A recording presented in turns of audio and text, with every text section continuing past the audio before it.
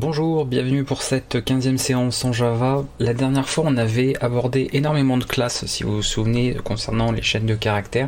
On a eu deux parties, on a d'ailleurs eu deux parties sur cette notion très importante, puisqu'il y a des manipulations bien précises à faire en fonction du type de données qu'on veut gérer et de quelle manière on veut le gérer. Vous avez parlé de mono-threadé, multi-threadé, etc.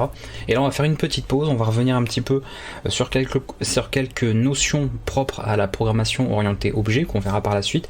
Et là, une petite pause avec cette vidéo concernant les packages. Donc c'est propre ici à Java, puisqu'on va voir en fait comment créer des modules, d'accord, ou des packages. Vous pouvez leur donner le nom que vous voulez.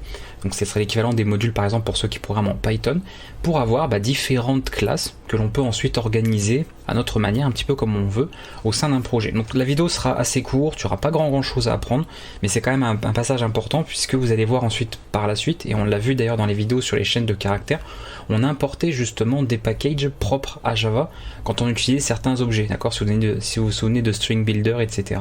On avait comme ça des imports à faire. Alors de départ, nous avons donc notre simple fichier ici, d'accord, que je fais habituellement, un petit fichier Java, et moi par la suite je veux créer un package. Donc en gros un package, ça va être tout simplement en fait un répertoire, tout simplement, donc un dossier que vous allez créer, et qui va contenir une ou plusieurs classes. Généralement quand on fait un package, c'est dans l'idée évidemment d'inclure plusieurs classes. Après, on verra un petit peu comment on peut faire au niveau du nommage du package en question, mais là on va rester sur quelque chose d'assez simple. Alors moi j'aimerais par exemple, tout simplement, faire un package, donc je vais déjà faire un import comme ça, c'est-à-dire pouvoir importer en fait un package qui s'appellerait, comment je peux lui donner comme nom, je vais l'appeler myPackage, on va rester sur un truc très simple au départ, d'accord, et puis de dire par exemple j'inclus toutes les classes qu'il contient, donc je mets un point, je mets une étoile, un astérisque, pour dire que j'inclus absolument toutes les classes que contient ce répertoire myPackage, ok. Donc à partir de là, de là où est mon fichier, je vais pouvoir le créer directement. Alors au niveau des noms, pareil, de tout ce qui est nommage, on va pas voir le nommage conventionnel, on en parlera un petit peu après, mais quand vous avez ce genre de choses, vous devez évidemment écrire de préférence en tout cas tout en minuscule, pas de caractères spéciaux, d'espace, caractères accentués, etc.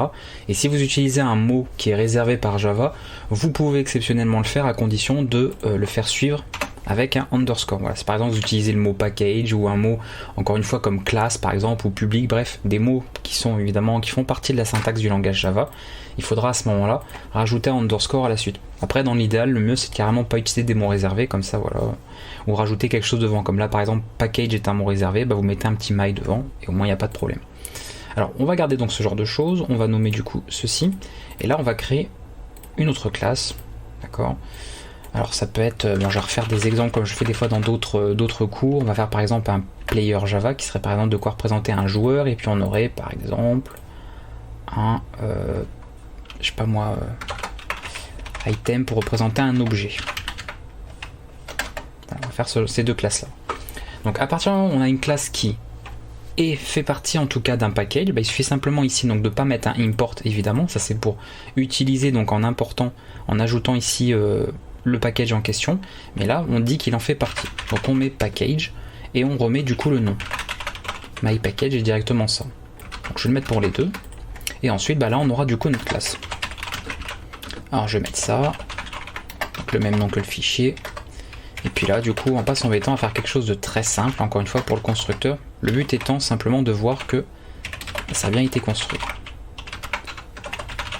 Voilà, player instancié, on va mettre ça, et ici je vais même faire un copier-coller, on changera juste les noms pour item. J'espère que c'est pas un nom réservé, mais normalement non. Voilà, alors ici pour le moment on va juste faire ça d'ailleurs, on va juste, vous voyez, juste inclure la classe player du package, et on fera ce genre de choses. Donc du coup je vais faire un player, constructeur par défaut on n'avait rien mis, et on va faire par exemple ce genre de choses, ok. Donc de là, alors je vais déplacer ça, on va aller directement compiler tout ce code. Donc pour compiler, c'est comme d'habitude en fait ici, vous mettez simplement le fichier app.java qui de toute manière après sera capable d'aller rechercher les autres packages puisqu'on fait tous les imports nécessaires. Donc on fait ça, et là on va avoir évidemment un souci parce qu'on se rend compte que du coup item n'est pas trouvé. Voilà. Encore une fois, si je veux éventuellement n'inclure que ces deux classes, si admettons j'avais dans mon package une dizaine de classes, il faudrait bien évidemment faire ce genre de choses. Et si on veut tout inclure ou éviter de devoir faire des inclusions comme ça uniques, encore une fois on passe par le symbole étoile, l'astérisque, pour pouvoir faire cette inclusion en fait totale. Donc là, on revient là-dessus, on fait ça, on exécute notre fichier, et voilà, on a bien effectivement les deux constructeurs qui sont appelés, donc on a bien réussi à trouver nos deux classes. Donc voilà comment fonctionne la création d'un package. Donc c'est très simple, et l'utilisation, comme vous voyez après, très simple aussi. Alors on va revenir sur un point concernant la portée notamment des classes. Il y a des choses que j'avais pas forcément précisées, ou notamment je vous disais, alors j'avais dit qu'on reviendrait dessus sur certaines choses, quand on utilisait en fait ici le mot-clé public, je vous disais que c'était accessible de partout. Et au niveau des packages, il y a un type de portée à prendre en compte. En gros, si je mets donc ce mot-clé par exemple ici, public pour la classe, ou autre pour d'autres éléments, ça veut dire vraiment public pour tout. Ça veut dire à la fois pour tout ce qui fait partie du package ici, et tout ce qui est à l'extérieur. En revanche, si je m'amuse à faire ce genre de choses, en réalité, j'aurai pas vraiment une classe privée, d'accord? J'aurai une classe qui est publique seulement pour le package, mais pas depuis l'extérieur, d'accord? Donc tout ce qui fait partie du package pourra se servir de cette classe, tout ce qui n'en fait pas partie ne pourra pas, par rapport justement à cette histoire de portée. Donc si on veut quelque chose vraiment d'accessible partout, on mettra évidemment la classe publique. Sinon, c'est une portée visible pour le package seulement. Donc attention à ça, en fonction des cas, si des fois vous avez des petites erreurs où il y a des accès qui ne fonctionnent pas, ce sera très certainement un problème comme ça, vous aurez oublié tout simplement de spécifier la portée de votre classe, ou par exemple d'une méthode ou d'un membre, donc c'est-à-dire d'un attribut d'une classe. Donc très important. Pareil, si par exemple même si vous avez par exemple une classe publique et puis qu'on définit un élément ici qui aurait par exemple juste une valeur, d'accord, data, et puis sans spécifier de portée, même chose, et bien cet élément là par exemple ne pourra pas être modifié, ou en tout cas ne sera pas accessible depuis l'extérieur du package. Donc très important après en fonction de gérer en fait la portée par rapport à ça. Donc il faut bien prendre en compte en fait tout ce qui est porté lié aux membres, aux méthodes, aux classes, etc. pour que tout soit accessible en fonction, soit pour le package, soit en fait pour l'extérieur du package. Donc à vous de vérifier bien ça et de respecter encore une fois l'encapsulation des données comme on l'avait déjà vu précédemment. Voilà, alors on va revenir maintenant sur la convention, en tout cas au niveau du nommage. Donc ça c'est quand on veut faire par exemple un package très simple, et vous avez peut-être dû remarquer quand en Java par exemple on importait des choses, on faisait par exemple Java, puis on avait ce genre de format, java.util, et puis moi en général, bon, comme j'évite de faire un étoile ici, parce que dans les classes utilitaires on en a quand même beaucoup, donc ça peut charger plein de fichiers inutiles. En général je mettais un nom précis, donc là on avait un nom, voilà, some class, ou etc. Et du coup on utilisait string builder ou autre en fonction. Et bien vous voyez qu'ici donc il y a plusieurs noms séparés par des points.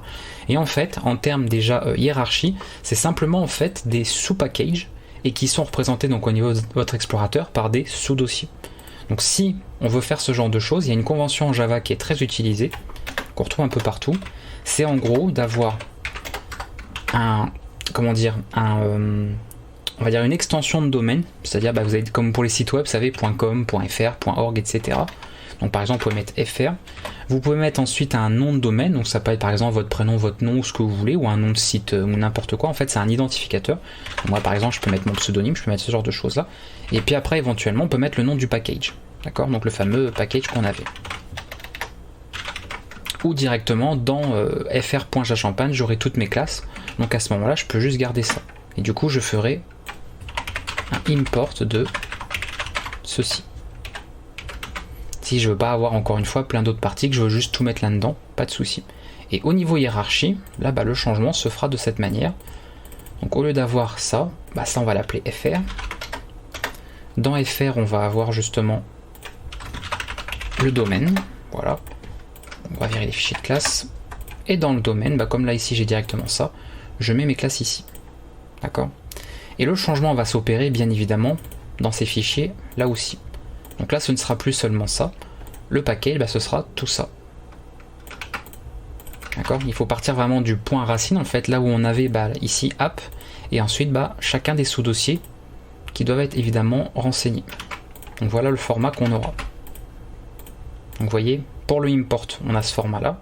Donc on a ça, ensuite on a accès en fait à ce répertoire, donc de là si on met étoile c'est logique, on dit on importe tout ce qu'il y a dans ce dossier, sinon on met le nom de la classe, donc du fichier en particulier, qui sera évidemment identique au nom de la classe qui est à l'intérieur, et dans les classes en question du package, on indique bien avec le mot-clé package, tout le chemin aussi, d'accord ? Donc ça c'est important, parce que pareil, sinon vous allez avoir des erreurs à la compilation, donc si vous avez une erreur par rapport à un package inaccessible, une classe qui n'est pas trouvée, c'est que vous êtes a priori trompé dans un de ces chemins là, donc attention par rapport à ça. Et de là, du coup, je peux refaire une nouvelle compilation, une nouvelle exécution, et vous voyez que ça fonctionne avec ce principe-là. Donc, tout simplement. Donc ça c'est plus conventionnel, d'accord, au niveau de Java, vous retrouverez plus souvent ce genre de choses. Pareil si vous passez par un environnement de développement qui permet par exemple de créer un package automatiquement en quelques clics, généralement on vous propose voilà des noms de ce genre aussi, parce que ça vous fait la création des répertoires, tout ça. Donc vous pouvez voilà, soit utiliser cette méthode conventionnelle, soit vous pouvez simplement avoir juste un dossier, d'accord, un répertoire qui contiendra vos classes. À ce moment-là, vous faites ce que j'ai fait au début de la vidéo. Mais en tout cas voilà, je vous ai présenté de manière on va dire standard, manière conventionnelle, en fonction de ce que vous voudrez faire.